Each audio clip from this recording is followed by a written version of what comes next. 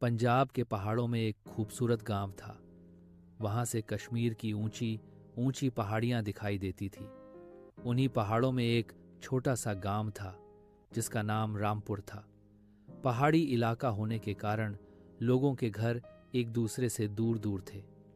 गांव में मुश्किल से 40 घर थे। गांव में रामू नाम का एक नाई रहता था। रामू बहुत अच्छा, सीधा साधा और भगवान पर विश्वास रखने वाला आदमी था। उसकी अच्छाई के कारण गांव के लोग उसकी बहुत इज्जत करते थे। रामू के 2 बच्चे थे। रामू की पत्नी भी बहुत समझदार थी। रामू अभी पूरी तरह से जवान भी नहीं हुआ था कि उसकी जिंदगी में एक बड़ा दुख आ गया। उसकी पत्नी का देर रात अचानक निधन हो गया। सर्दियों का समय था, उसे निमोनिया हो गया था। गांव के वैद्य को दिखाया, लेकिन कोई फायदा नहीं हुआ। रामू को उसे अस्पताल ले जाने का मौका ही नहीं मिला। पत्नी की मृत्यु के बाद रामू की तो दुनिया ही बदल गई। बच्चे उस समय ज्यादा बड़े नहीं थे। सबसे बड़ा बेटा 12 साल का था। अब रामू रोज घर का काम भी करता और बाहर जाकर पैसे भी कमाता। गांव के लोगों ने उसे दूसरी शादी करने की सलाह दी, पर रामू ने मना कर दिया। रामू पूरे दिन बहुत मेहनत करता, पर इतना ही कमा पाता कि बस 2 वक्त का खाना मिल सके। गांव वालों ने रामू की कुछ मदद की, लेकिन गांव वाले भी कब तक मदद करते। एक दिन रामू ने सोचा कि इस गांव में तो थोड़े ही घर हैं और हर दिन कोई बाल या दाढ़ी बनवाने भी नहीं आता।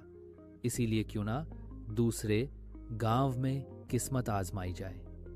दूसरा गांव एक पहाड़ी के नीचे था जो रामू के गांव से 5 मील दूर था।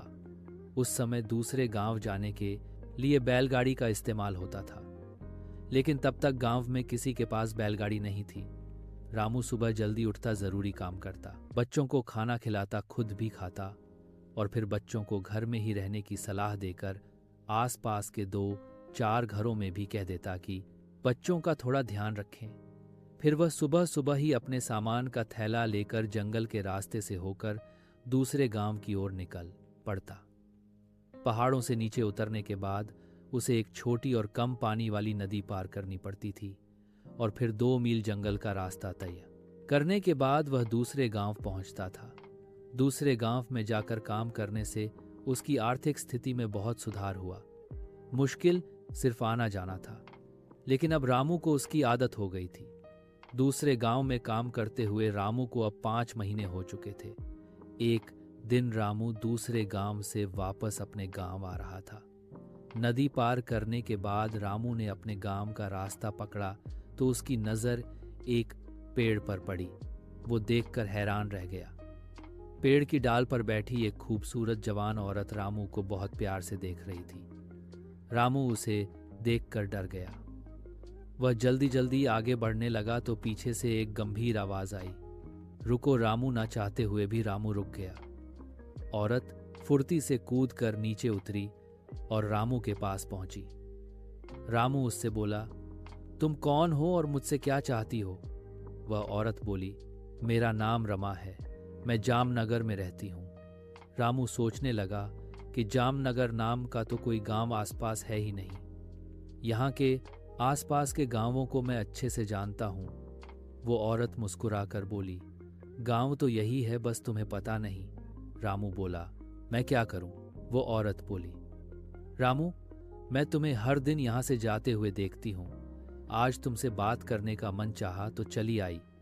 रामू बोला, घर में मेरे बच्चे मेरा इंतजार कर रहे हैं, मुझे जल्दी जाना है, मेरे पास अभी बात करने का समय नहीं है। इतना कहकर रामू आगे चलने लगा। रामू घर गया और खाना बनाकर बच्चों को खिला पिलाकर सो गया। उसने उस औरत वाली घटना के बारे में ज्यादा नहीं सोचा। अगले 2-3 दिन तक रामू को वो औरत नहीं मिली, क्योंकि अब सर्दियों में दिन जल्दी ढलने लगा था। इसलिए रामू अब अपने साथ एक छोटी सी लालटेन रखने लगा था। 5वें दिन फिर वो औरत रामू को उसी जगह पर मिली। आज रामू को वह औरत लालटेन की रोशनी में थोड़ी डरावनी लग रही थी। एक पल के लिए तो रामू डर गया और बोला, मेरा रास्ता छोड़ो, क्या बात करनी है तुम्हें? इस समय घर से निकल आती हो? क्या तुम्हें घर वाले रोकते टोकते नहीं?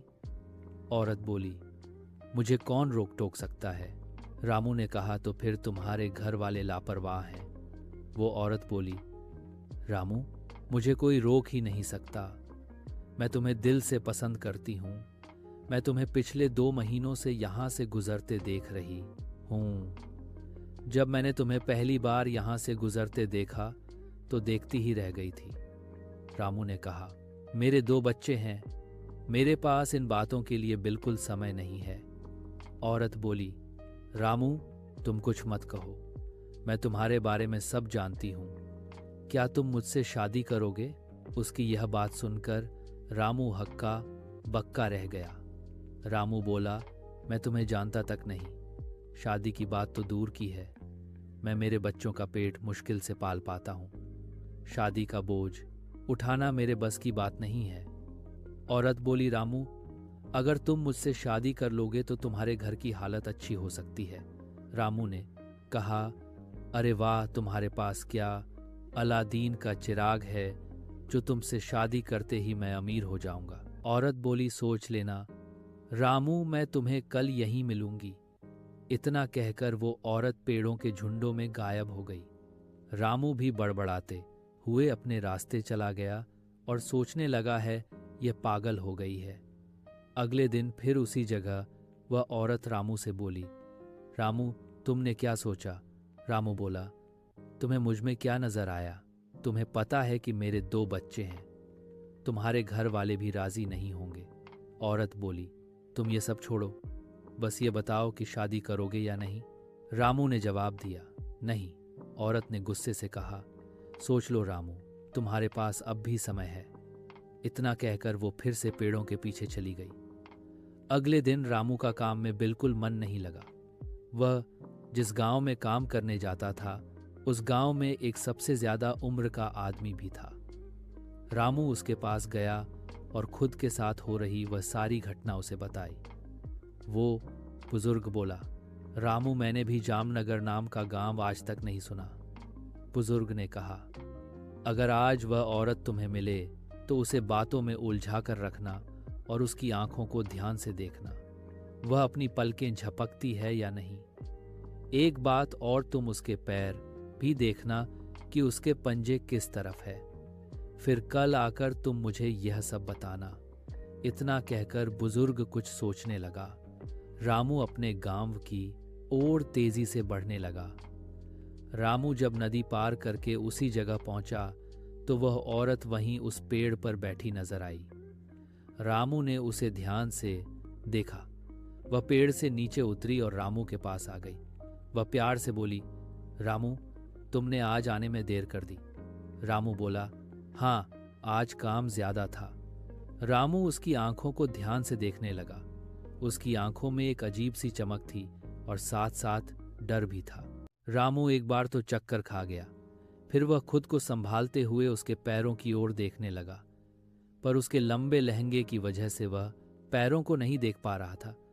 फिर रामू को अचानक कुछ सूझा और वह बोला, अरे, मैं आज तुम्हारे लिए पायल लाया हूं। इतना कहकर रामू अपने थैले को झूठे ही टटोलने लगा। औरत ने खुशी से अपने लहंगे को ऊपर किया और बोली, लाओ तो रामू, पहना दो मुझे पायल। रामू ने जब यह देखा तो डर से उसका मुंह खुला का खुला रह गया। फिर वह जल्दी से बोला, अरे, लगता है मैं पायल दुकान पर भूल आया हूं, कल लेकर आऊंगा। औरत ने खुशी इनसे कहा, ठीक है रामू, कल जरूर लेकर आना, मैं तुम्हारा इंतजार करूंगी। इतना कहकर औरत पेड़ों के झुंडों में चली गई। रामू जल्दी जल्दी अपने घर पहुंचा। घर के सारे काम करके जब रामू चारपाई पर लेटा तो सारी रात उसे नींद नहीं आई। रामू अगले दिन सीधा बुजुर्ग के पास गया और कल की सारी घटना बताई। बुजुर्ग ने कहा, मुझे जिस बात का डर था वही हुआ। रामू बोला, क्या मतलब बाबा? बुजुर्ग बोला, रामू, तुम जिसे औरत समझ रहे हो, दरअसल वह एक चुड़ैल है जो तुमसे सच्ची मोहब्बत कर बैठी है और अब वह तुम्हारे पीछे लग ही चुकी है। बुजुर्ग की बात सुनकर रामू के चेहरे का रंग उड़ने लगा। रामू बोला, तो अब मैं क्या करूं? बुजुर्ग बोला, अगर तुम उसका कहा नहीं मानोगे तो वह तुम्हें नुकसान भी पहुंचा सकती है। रामू ने कहा, तो फिर मैं क्या करूं? बुजुर्ग ने रामू से कहा, तुम उसे अपनी मीठी मीठी बातों में उलझाकर उसके बाल काट लेना, फिर वह तुम्हारे काबू में हो जाएगी और फिर वह कभी तुम्हारे खिलाफ नहीं जा पाएगी। मगर याद रखना, कटे हुए बाल उसके हाथ नहीं लगने चाहिए। उन्हें ऐसी जगह छिपा देना जहां उन्हें वह ढूंढ ना सके। रामू ने कहा, बाबा, मैं उसे गुलाम नहीं बनाना चाहता, बल्कि अपनी जान छुड़ाना चाहता हूं। बुजुर्ग बोला, उससे छुटकारा पाना इतना आसान नहीं है। तुम उससे मोहब्बत की बातें करो। जब वह तुम्हारे काबू में आ जाएगी तो अपने बारे में सब सच सच बता देगी। मेरी मानो तो उसे वश में करके देखो। इसके अलावा वह तुम्हें हर हाल में बर्बाद कर देगी अगर तुम उसके कहे अनुसार ना चलोगे। रामू दिन भर सोचता रहा और जब शाम ढली तो अपने गांव की तरफ चल पड़ा। आज वह औरत फिर उसे उसी जगह पर मिली। वह खूबसूरत भी लग रही थी। रामू ने उसे जाहिर नहीं होने दिया कि वह उसका राज अब जान चुका है। रामू के मन में अब उसके बाल काटने की साजिश चल रही थी। रामू ने उससे कहा, आज मैं तुम्हारी पायल ले आया हूं। यह कहते हुए वह अपने थैले को जमीन पर रखकर टटोलने लगा। जब वह औरत पायल को देखने के लिए खुशी से नीचे झुकी तो रामू ने अपने उस तरहरे से उसके चेहरे के पास लटकती बालों के लट को झट से काट लिया। यह देख वह औरत घबरा गई और जोर जोर से रोने लगी। वह अब अपने डरावने रूप में आ गई। रामू उसका यह रूप देख बुरी तरह घबरा गया। औरत बोली, रामू, तुमने मेरे साथ धोखा किया है। तुमने मेरी मोहब्बत का फायदा उठाया है। मैं तो वैसे भी तुम्हारी गुलाम थी, मगर तुमने मेरे बाल काट कर अच्छा नहीं किया। रामू बोला, अच्छा, तो पहले तुम अपने उसी रूप में आओ और अपने बारे में सब सच बताओ। औरत वापस अपने खूबसूरत रूप में आई और कहने लगी, मेरा नाम रमा है। हमारी बस्ती जामनगर है। एक दिन मैं घूमती हुई इधर आ निकली। मैंने जब तुम्हें शाम को यहां से गुजरते देखा तो मैं तुम पर फिदा हो गई। मैं अब तुम्हारी गुलाम हूं। बताओ, तुम्हारे लिए क्या कर सकती हूं? रामू ने कहा, अब मुझे तुमसे कोई डर नहीं। मैं तुम्हें अपने घर ले जा सकता हूं, मगर तुम मेरे बच्चों के सामने कभी अपने असली रूप में आने की जुर्रत नहीं करना और ना ही कभी मेरे बच्चे तुम्हारे उल्टे पैर देख पाए और गांव में भी तुम्हारे राज का पता ना चल पाए, वरना तुम जानती हो कि तुम मेरे काबू में हो। औरत बोली, हाँ, मैं जानती हूं। अगर तुम मेरे बाल ना भी काटते तो भी मैं तुम्हारा हर कहना पूरा करती। मुझे कहना पूरा करती। मुझे तुम्हारी हर बात मंजूर है। मैं तुम्हारे साथ चलने में खुश हूं। रामू ने कहा, मेरा हूं। रामू ने कहा, मेरा तुम्हारा कोई रिश्ता नहीं है। मेरे बारे रिश्ता नहीं है। मेरे बारे में कोई गलत ख्याल भी मत लाना। औरत ने कहा, ख्याल भी मत लाना। औरत ने कहा, जो हुकुम। रामू नाई बोला, अब तुम चलो मेरे रामू नाई बोला, अब तुम चलो मेरे साथ। वो रामू के साथ साथ चलने लगी। वे रामू के साथ साथ चलने लगी। वे दोनों घर पहुंचे तो उसके बेटे ने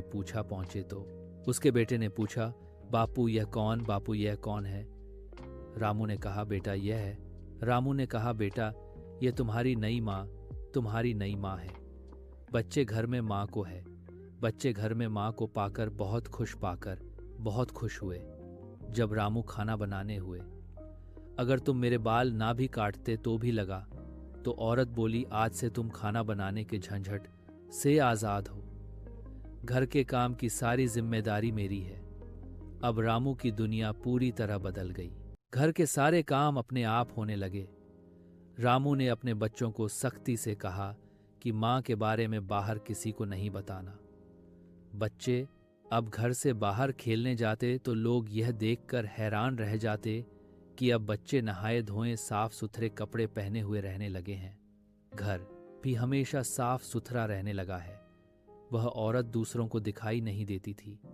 कभी कभी औरत को नाई द्वारा काटे गए बालों का बहुत अफसोस होता, क्योंकि अब वह अपनों से नहीं मिल सकती थी और ना ही अपनी दुनिया में नहीं जा सकती थी। रामू ने वे बाल एक मटके में डालकर घर की एक दीवार के पास दबा दिए थे। समय बीतता गया, बच्चे बड़े होने लगे तो लोगों ने बच्चों से पूछना शुरू कर दिया कि तुम्हें तैयार कौन करता है और कौन तुम्हारे घर का काम करता है। बच्चों ने कह दिया कि हमारी माँ हमें तैयार करती है। लोगों को बहुत अचंभा हुआ कि यह कैसे हो सकता है, इसकी माँ को मरे तो सालों बीत गए। फिर एक दिन शाम को पड़ोस की एक औरत चुपके से रामू के घर में झांकने लगी। उस दिन औरत से गलती हो गई कि वह उस पड़ोसन को उल्टे पैरों के साथ सब्जी काटती हुई नजर आ गई। पड़ोसन उसे देख वहीं बेहोश हो गई। जब उसे होश आया तो घर जाकर अपने पति को उसने सारी बात बताई। उसका पति बोला, अब यह बात दोबारा अपने मुंह पर मत लाना। अगर यह बात झूठी ही निकली तो कोई गांव में हमारी बात पर यकीन नहीं करेगा। पड़ोसन बोली, मैं भगवान की कसम खाकर कहती हूँ, मैं झूठ नहीं बोल रही हूँ। फिर कई दिनों तक पड़ोसन और उसका पति रामू के घर में झांकने लगे तो एक दिन उस पड़ोसन के पति ने भी उस औरत को देख लिया। फिर यह बात पूरे गांव में फैल गई। सब रामू के घर को चुड़ैल का घर कहने लगे। रामू का घर अब गांव में चुड़ैल के घर के नाम से मशहूर हो गया। जब यह बात रामू के कानों में पहुंची तो रामू बहुत घबराया और घर जाकर औरत से बोला, मेरे बारे में लोग तरह तरह की बातें कर रहे हैं। मैंने तुम्हें कहा था कि किसी के सामने अपने आप को जाहिर मत होने देना। औरत बोली, मैंने यह जानबूझकर नहीं किया। मैंने कई साल तुम्हारे यहाँ तुम्हारे घर और बच्चों की देखभाल की है। अब तुम मुझे आज़ाद कर दो। मगर रामू अब उसका आदी हो चुका था। हर काम तैयार मिले तो भला कौन पागल उसे आज़ाद करे। रामू ने उसे मना कर दिया। कुछ दिनों बाद जब रामू का छोटा बेटा उसी दीवार के पास खेलता था जहां रामू ने औरत के बाल मटके में डालकर छिपाए थे, खेल खेल वो बच्चा वहां से मिट्टी खोदने लगा। मिट्टी खोदते खोदते बहुत देर हो गई। जब औरत उस लड़के को कुछ खाने के लिए देने के लिए गई तो उसकी नज़र उस मटके पर पड़ी। लड़का भी बोला, देखो माँ, इस मटके में क्या है? मैं कब से इसे बाहर निकालने की कोशिश कर रहा हूँ। औरत ने मटके को बाहर निकाला। जब उसने मटके को खोल कर देखा तो उसमें अपने कट्टे बाल पाए। उसने तुरंत बालों को चूल्हे में डालकर जला दिया। अब वह औरत रामू की कैद से आज़ाद थी। शाम को जब रामू घर आया तो औरत बोली, रामू, मुझे अब यहाँ से जाना है। मुझे अपनों की याद आ रही है और तुम्हारे बच्चे भी अब बड़े हो गए हैं। यदि मैं तुम्हारी गुलाम रही और इसी दौरान अगर तुम इस दुनिया से चल बसे तो मैं यहीं इसी घर में कैद होकर रह जाऊंगी। रामू बोला, हरगिज नहीं। औरत गुस्से से बोली, अब मैं आज़ाद हूं। तुम उन बालों की हिफाजत नहीं कर सके। मैंने उन्हें ढूंढ लिया है। यह सुनकर रामू सहम गया। वह सोचने लगा, अब उसकी मृत्यु निश्चित है। लेकिन तभी औरत बोली, मैं तुम्हें भी अपने साथ अपनी दुनिया में ले जाती, लेकिन तुम्हारे बच्चों के खातिर तुम्हारी जान बख्शूं। मैं जाने से पहले तुम्हारे लिए उस मटके में कुछ छोड़कर जा रही हूं, क्योंकि मैं तुमसे सच्ची मोहब्बत करती हूं। मैं तुम्हें इतना कुछ दे जाऊंगी कि तुम्हारी अगली जिंदगी आराम से कटेगी। इतना कहकर औरत गायब हो गई। रामू उसे आवाज देता रहा। रामू अपना सिर पीट पीट कर रोने भी लगा। रामू ने जब मटके को ढूंढा तो उसमें ढेर सारे सोने के सिक्के निकले। इसी गांव में रहते रहते वह इस कलंक को धो नहीं सका। लाख कोशिश की सफाई देने की, मगर लोग फिर भी उसके घर को चुड़ैल का घर ही कहने लगे। आखिर में रामू ने शहर में दूसरा घर ले लिया और बच्चों के साथ वहीं रहने लगा। एक गांव में जाट और जाटनी रहते थे।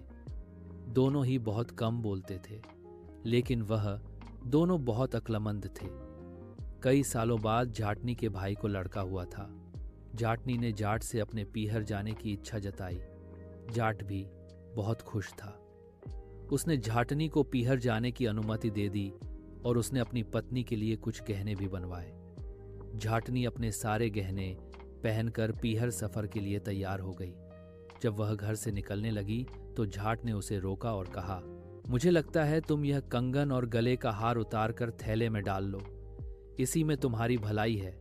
अगर किसी ठग की नज़र इन पर पड़ गई तो तुम्हारे लिए मुसीबत खड़ी हो जाएगी। जाटनी बोली, मेरे भतीजा हुआ है, अगर मैं वहां खाली गले के साथ जाऊंगी, कोई देखेगा तो क्या कहेगा, और यदि मैं गहने पहन कर जाऊंगी तो इसमें आपका ही मान बढ़ेगा। इतना बोलकर जाटनी अपने ससुराल चल पड़ी। संयोगवश जाटनी के पीछे 2 ठग लग गए। दोनों ही ठग चालबाज और मक्कार थे। अकेली औरत को देखकर वे दोनों अपने काम को अंजाम देने की तरकीब सोचने लगे। एक ठग जल्दी जल्दी चलकर जाटनी के पास आया और पूछा, बहन कहाँ जा रही हो? जाटनी ने कहा, अपने पीहर जा रही हूं, मेरे भाई के लड़का हुआ है। तब ठग बोला, यह तो बहुत खुशी की बात है। ठग ने पूछा, बहन तुम्हारा पीहर कहाँ है? जाटनी ने कहा, बादशाहपुर शहर के पास रामगढ़ एक गांव है, वहीं मेरा पीहर है। तभी जल्दी से दूसरा ठग बोला, यह तो बड़ी अच्छी बात है, हम भी उधर ही जा रहे हैं। जाटनी ने कहा, यह तो और भी अच्छी बात है, 1 से भले 2, 2 से भले 3। तब एक ठग बोला, बहन कोई कहानी ही सुना दो जिससे थकान भी महसूस ना हो और सफ़र भी जल्दी कट जाए। जाटनी बोली, मुझे कहानियां नहीं आती, तुम ही सुना दो। तब दूसरा ठग बोला, ठीक है हम कहानी तो सुना देंगे, मगर एक शर्त है। जाटनी ने कहा, कैसी शर्त है भाई? तब ठग बोला, शर्त यह है कि अगर तुमने हमारी कहानी को झूठ ही कहा तो हम तुम्हारे कंगन और हार उतार लेंगे। जाटनी समझ गई कि यह दोनों मुझे ठगने के इरादे से साथ चल रहे हैं। जाटनी अब और अधिक सावधान हो गई थी। उसने दोनों ठगों से कहा, मुझे तुम्हारी शर्त मंजूर है, तुम कहानी सुनाओ। तब एक ठग कहानी सुनाने लगा। वो बोला, बहन हमारे पास एक गाय थी, उसकी बड़ी खूबसूरत मोटी मोटी आंखें थी, उसके बड़े मतवाले सिंग थे और लंबे लंबे कान थे।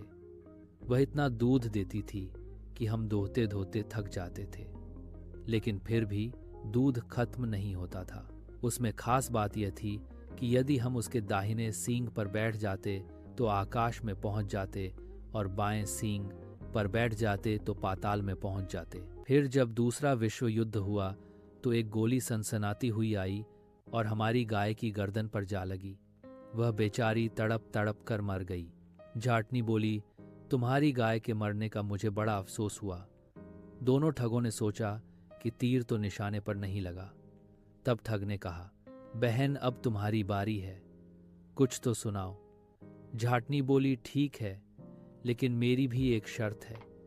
दोनों ठग बोले, क्या शर्त है तुम्हारी? जाटनी बोली, अगर तुमने मेरी बात को गलत माना तो तुम मुझे 6-5 दोगे।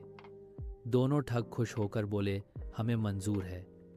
जाटनी ने कहा, सुनो, तो मेरे भाइयों जब मेरा विवाह हुआ तो दहेज में मेरे पिता ने मुझे एक बैल दिया था। वह बड़ा ही अच्छा और खानदानी बैल था, किसी को कुछ नहीं कहता था। एक बार खेत में एक दूसरा बैल उससे लड़ने लगा। वह हमारे बैल से ऐसा लड़ा कि उसने हमारे बैल के माथे पर अच्छा खासा जख्म कर दिया। हमने उसके बहुत से इलाज कराए मगर वह जख्म नहीं भरा। हमारी खुशकिस्मती से एक बार एक कपास का दाना उसके जख्म पर गिर गया। कुछ समय बाद उस जख्म पर एक कपास का अच्छा खासा पौधा बन गया। भाइयों, उसमें इतनी कपास निकली कि मैं तुम्हें क्या बताऊं। हमने वह कपास जमा करनी शुरू कर दी। उस पौधे से इतनी कपास होने लगी कि उस कपास को रखने के लिए हमारे घर में जगह कम पड़ गई। दूर दूर के गांवों तक हमारे बैल के चर्चे होने लगे। दूर दूर से लोग हमारे उस अनोखे बैल को देखने के लिए आने लगे। वे सभी उसकी बढ़ाई करते न थकते। हमारे पास इतनी ज्यादा कपास हो गई कि हमें संभालना मुश्किल हो गया। हमने उस कपास को बिलवाकर उसका कपड़ा बनाना शुरू करवा दिया। हमने कई किस्म के कपड़े बनवाए, तरह तरह के रंग बिरंगे कपड़े बनवाए। हमने कपास से बहुत सारे खेस और गुदड़ी भी बनवाई। उन खेसों में से 2 खेस कहीं चोरी हो गए। जो खेस चोरी हुए थे वह सफेद रंग की और काली किनारी वाले थे। भाई भगवान झूठ ना बुलाए, यह वही खेस हैं जो तुम ओढ़े हुए हो। अब आदर से इन खेसों को उतार कर मुझे दे दो। दोनों ठगों ने सोचा, अगर हमने इसे झूठ कहा तो हमें शर्त के अनुसार इसे 500 देने पड़ेंगे। दोनों ठगों ने खेस उतार कर झाटनी को दे दिए। दोनों करते भी क्या, बेचारों ने शर्त जो लगाई थी, अगर वे उसे झूठा कहते तो भी हार जाते और रुपए देने पड़ते, इसलिए वे मजबूर थे। दोनों ठग आपस में फुसफुसाने लगे और बोले, हमने तो हजारों को ठगा, मगर ये तो हमारी भी नानी निकली।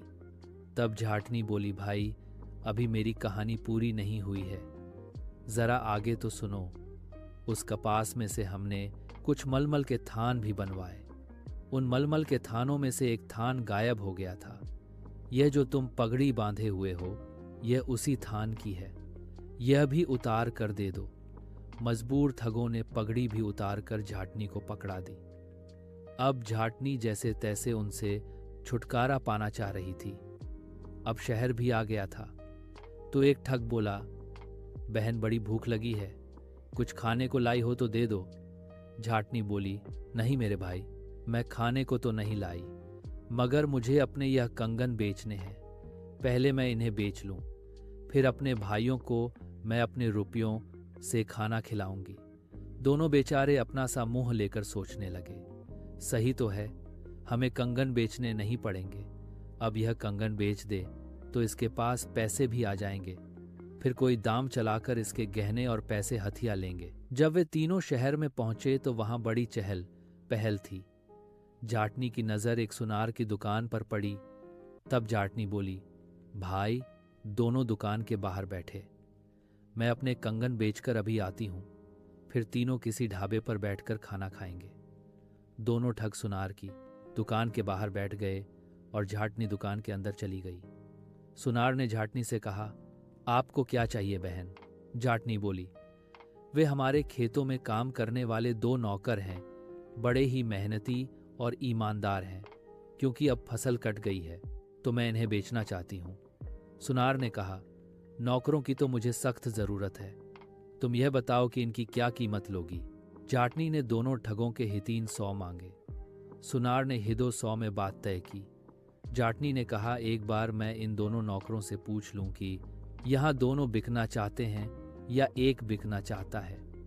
फिर जाटनी उनसे बोली, अरे सुनो, एक बेचूं या दोनों? ठगों ने सोचा कि यह कंगन बेचने की बात कर रही है। दोनों एक ही स्वर में बोले, दोनों बेच दो। जाटनी ने सुनार के पास दोनों ठगों को बेच दिया और अचार 100 ले लिए। जाटनी ने बाहर आकर दोनों ठगों से कहा, इसी सुनार के मित्र की पास ही में मिठाइयों की दुकान है, इसने मुझे बताया है कि वहां बड़ी लजीज मिठाइयां बनती हैं, तुम दोनों यहां ठहरो, मैं मिठाई लेकर अभी आती हूं।